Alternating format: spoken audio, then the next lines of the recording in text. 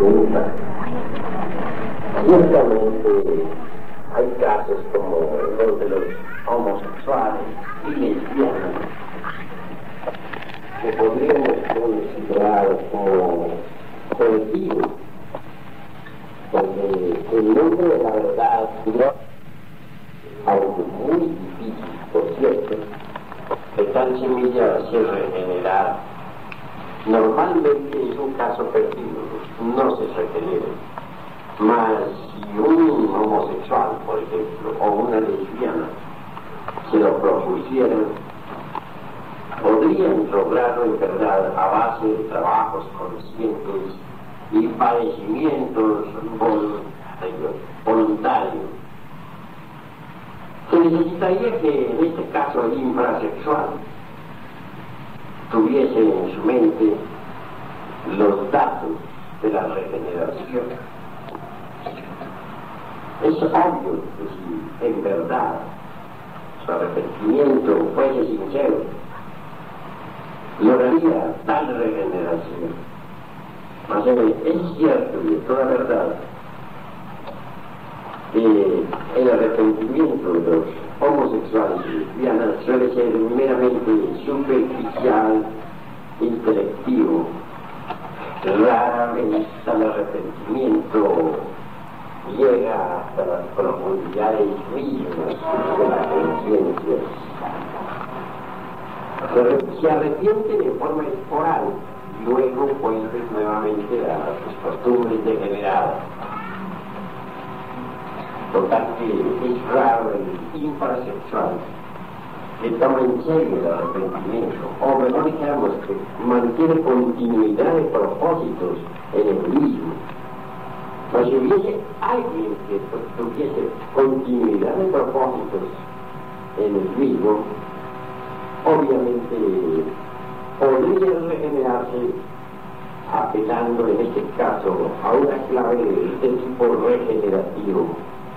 Me refiero claramente al secretorum de la alquimia, a ese fino artificio tan simple que se conoce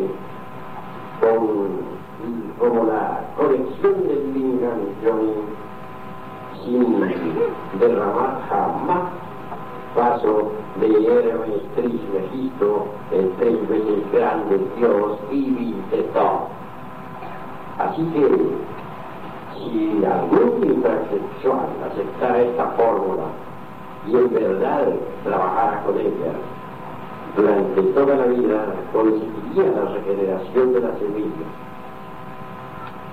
Mas, sin esa clave, sin ese trabajo, no se logra la regeneración de la semilla. Conozco el caso de un infrasexual, homosexual, degenerado, que aceptó la noche, que juró ante Lara no volver jamás a su inmundo camino de las Indias. Sin embargo, cuando tuvo oportunidad de casarse, no quiso casarse. Conclusión, se volvió viejo y nunca se casó. En secuencia, jamás se regeneró. De nada serviría el mero arrepentimiento con el sexual si no actuase inteligentemente como fundamento de la regeneración de tal matrimonio. Mas si el homosexual o la lesbiana no lo acepta, la regeneración no es posible aunque se arrepienta. Desgraciadamente, el arrepentido homosexual o lesbiana rara vez se resuelve a casarse por una persona del sexo opuesto. Pongo énfasis y subrayo esto en persona con el sexo opuesto, porque resulta que ahora se casan en Estados Unidos, en Inglaterra, los homosexuales y las lesbianas, unos por otros y otras por otras. De manera que por eso subrayo. No es suficiente simplemente el arrepentimiento de uno infrasexual. Se necesita que trabaje en la novena esfera si se quiere la regeneración. Pero raro es el homosexual o la lesbiana arrepentida realmente que convierte en hecho su arrepentimiento, que que se resuelva de verdad a casarse con una persona del sexo opuesto. Muy rara vez se dan esos casos. Por eso les digo a ustedes que de 1 millón de homosexuales o de lesbianas, cuando mucho uno puede regenerar. Ese es mi concepto.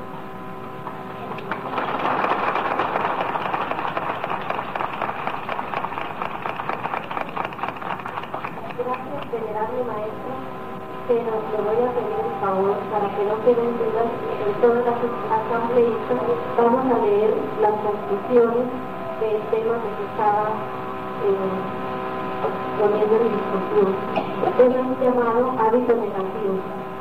Trata la hermana de la masturbación, el lesbianismo, la homosexualidad en general. Las conclusiones son las siguientes. Primero, capacitación adecuada para las damas que se dedicarán a la instrucción infantil o simples gnósticos, para que sepan orientar desde los más pequeños hasta los más grandes niños todo lo relacionado al sexo tanto en el niño como en la niña. Segundo, explicar en una forma adecuada y con lenguaje sencillo todo lo relacionado con la sexualidad y lo que es más importante, que ajuste a la verdad para evitar más adelante traumas sexuales de tipo psicológico en la adolescencia que tan en boga están en los últimos tiempos. Tercero, la orientación en los adolescentes con problemas homosexuales de diferente índole, utilizando medios didácticos y bien programados, como son las películas, las microfilminas, las láminas instructivas y en fin, todo material que permita toda capacidad de comprensión en el adolescente con problemas sexuales o más exactamente los hábitos negativos bien arraigados en su psiquis interior. Cuarto, la petición a nuestra Madre Kundalini es necesaria para lograr nuestra regeneración total. El venerable maestro tiene la palabra al respecto de la conclusión.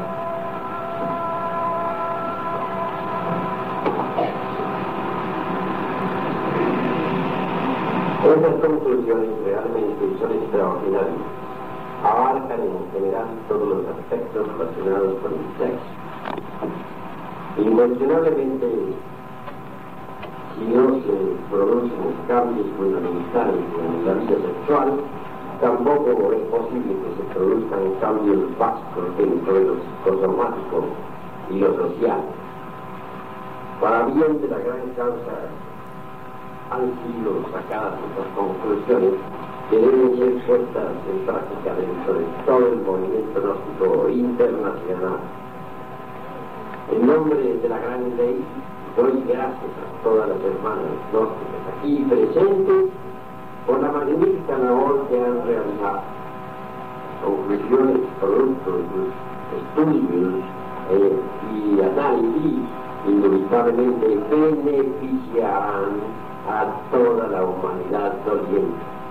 Es obvio que todas estas conclusiones deben ser debidamente publicadas a fin de que movimiento gnóstico internacional en general pueda recibir el beneficio. Por lo tanto, repito, felicito a todas las damas presentes por tan preciosa labor. Indubitablemente el sexo es el fundamento de toda creación. Sin el sexo la transformación social de la humanidad se hace algo más que imposible. Freud en su análisis da a entender que todos los aspectos psicológicos de la vida tienen sus raíces en el sexo. Incuestionablemente Sigmund Freud logró avances extraordinarios en ese sentido. El sexo es la mayor fuerza que puede liberar o esclavizar al ser humano. Por eso es que el estudio de la sexología trascendental es siempre urgente, inaplazable, impostergable. El sexo en sí mismo es el fundamento de todas nuestras actividades biopsíquicas. El sexo es la fuerza más extraordinaria del universo. La energía sexual es imponderable, que viene originalmente del sol, muy palpita en todo lo que es, en todo lo decir en todo lo que será, que haya latente en todo átomo, dentro del interior de cualquier ion o electrón, y en la más infinita partícula atómica. La energía sexual hace posible la existencia del universo. Sin esa energía, el universo no existiría. Así que cuando uno atiende los problemas sexuales, de hecho atiende los problemas del universo interior de cada uno de nosotros en su sitio lleva. Quiero también decir a todas las damas aquí presentes que solo mediante el trabajo y la forja de los cíclopes es posible la desintegración radical de nuestros propios defectos de tipo psicológico. Los distintos psicólogos y parapsicólogos del mundo entero, los psicoanalistas, los secuaces de la escuela de Sigmund Freud, piensan que es posible hacer cambios en la psique sin contar con el problema sexual. Inevitablemente el problema sexual es fácil. No es posible cambios psíquicos de un tipo si no se logra primero cambios en el aspecto del tipo sexual. Se debe orientar sexualmente a los varones, a las niñas, a los adolescentes, a las adolescentes y en general con las personas.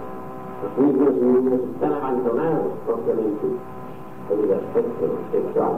No se les da por estos tiempos la educación que ellos necesitan. Las niñas, los niños, en las escuelas, en los colegios, no reciben una información correcta sobre el sexo.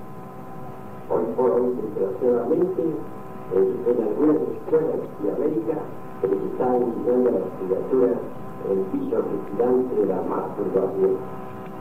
Lo más curioso es que en algunos institutos se lleva un récord de los afiliados y se masturban, son mirados como personas inteligentes y normales, y si no se masturban, se estudian sencillamente como anormal. A ese grado de degeneración ha llegado la cultura actual. Nosotros los gnósticos necesitamos llevar nuestros principios de regeneración no solamente a los provinciales, sino también a todas las escuelas de educación pública, a todos los institutos, a todos los colegios, a todas las organizaciones que tengan alguna relación con el terreno meramente educacional. Así, en esa forma, trabajamos por un mundo mejor. Con los dolores profundos vemos cómo muchos niños y niñas desde la infancia se orientan en la escuela por el camino de la masturbación o por el camino del homosexualismo y del lesbianismo. Parece increíble, pero hay actualmente escuelas de niños, de señoritas, donde el lesbianismo está de moda de una forma tremenda. Y eso es horripilante. Hay escuelas para varones donde el homosexualismo es el plato de cada momento.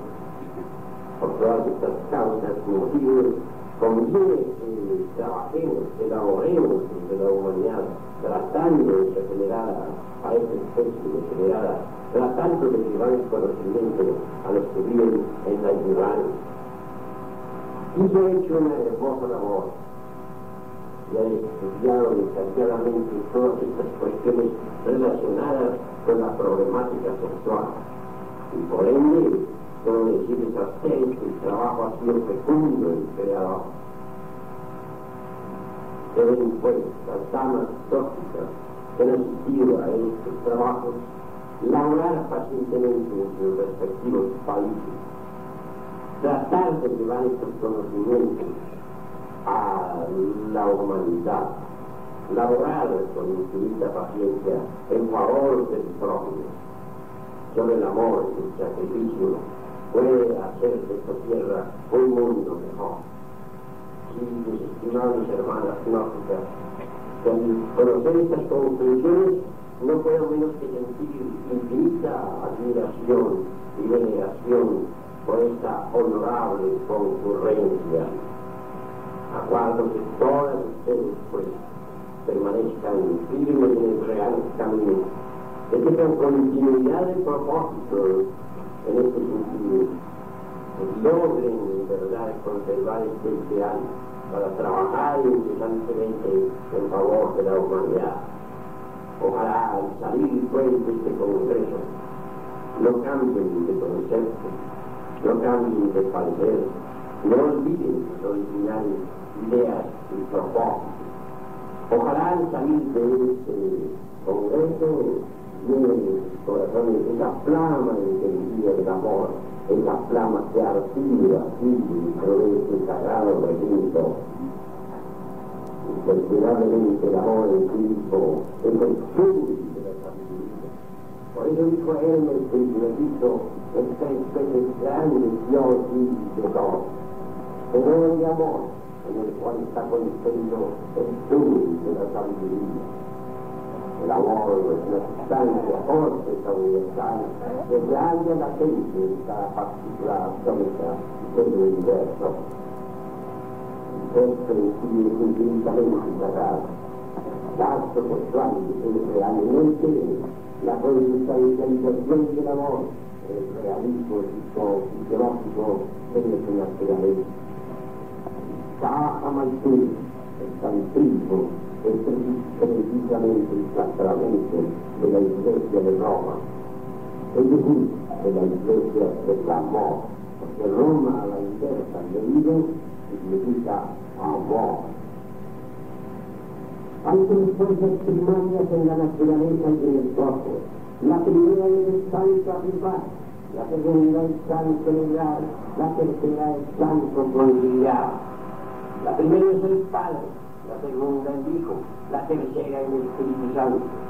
La primera es, en realidad, la fuerza positiva, la segunda la fuerza negativa, la tercera la fuerza neutral. El hombre representa la fuerza positiva, la mujer la fuerza negativa, el Espíritu Santo es la fuerza neutra. Una sola fuerza no puede crear. Por ello es que el pranayama, por ejemplo, no podría crear los cuerpos existenciales superiores del ser. Un hombre manejando el pranayama o trabajando con el Vajroli Mudra jamás podría crear por tal motivo los cuerpos existenciales superiores del ser. Una sola fuerza no podría crear. Una mujer usando el Vajroli Mudra tampoco podría con una sola fuerza, con la negativa, crear los cuerpos existenciales superiores del ser.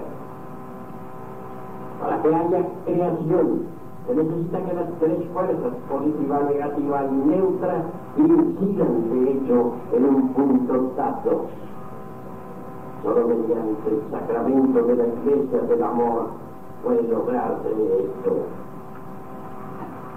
Cuando el hombre y la mujer se unen sexualmente, pueden crear.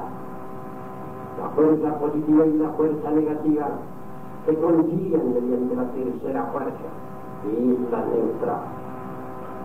Estas tres fuerzas sí pueden crear o un hijo, o, en el mejor de los casos, los cuerpos existenciales superiores del ser.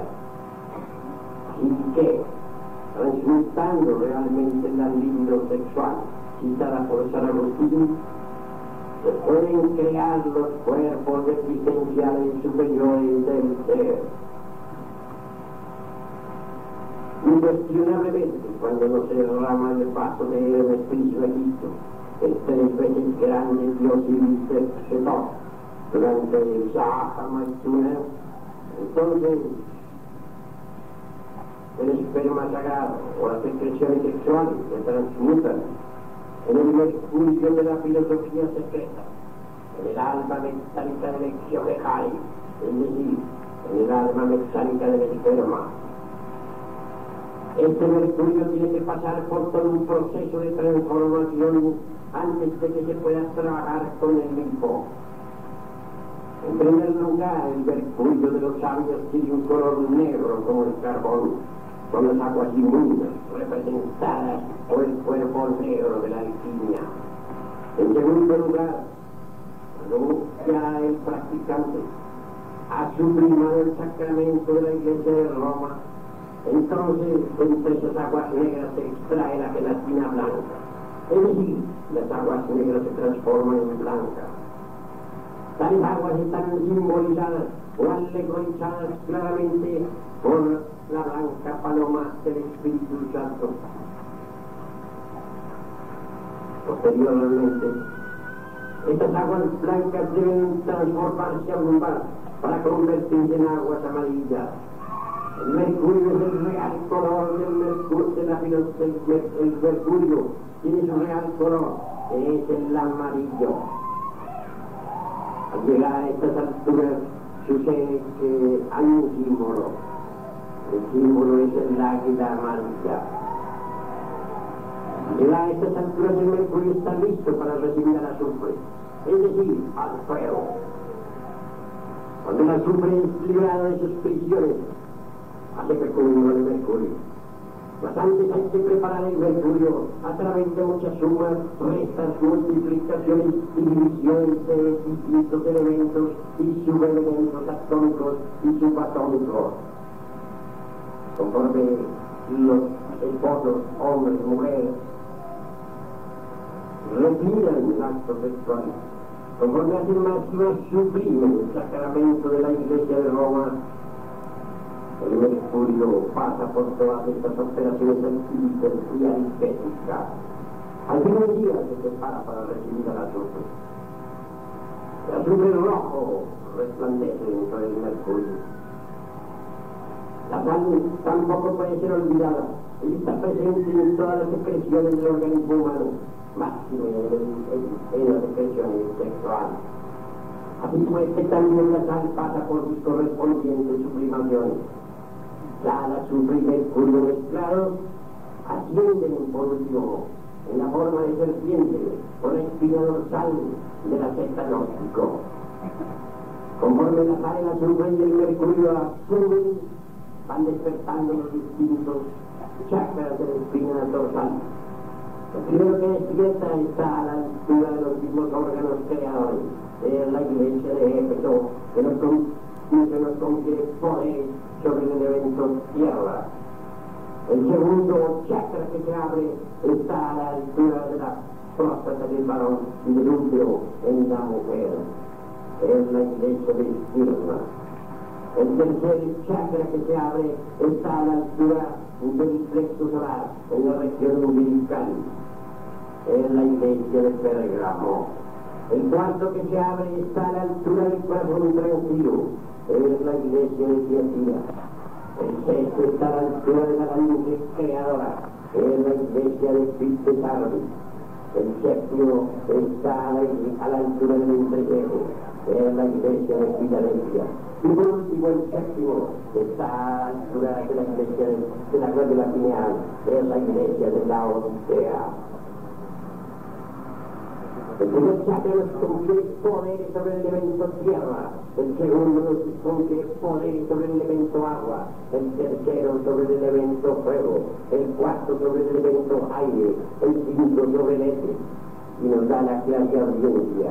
El sexto nos confiere la clarividencia, el séptimo nos confiere la polividencia. El excedente de la sal, del azufre y del mercurio en una octava superior cristaliza en la forma del cuerpo astral.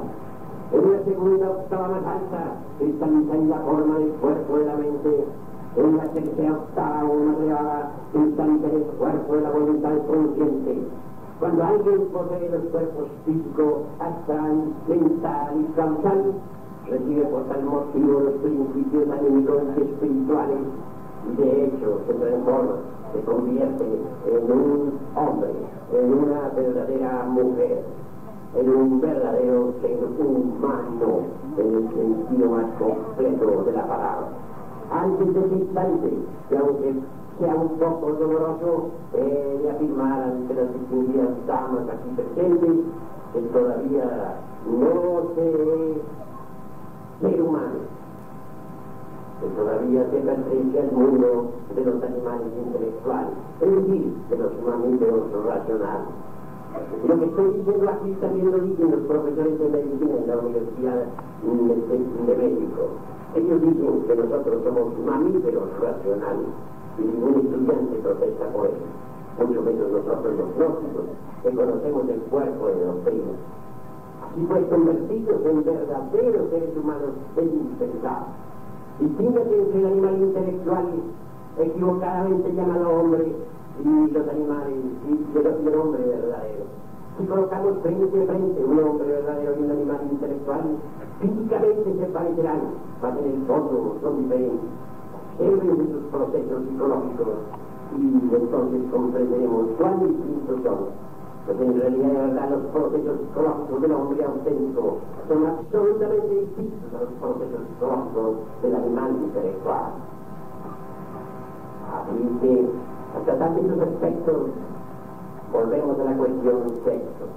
No podría uno convertirse en un verdadero y legítimo ser humano si antes no ha conocido la ciencia de la regeneración sexual.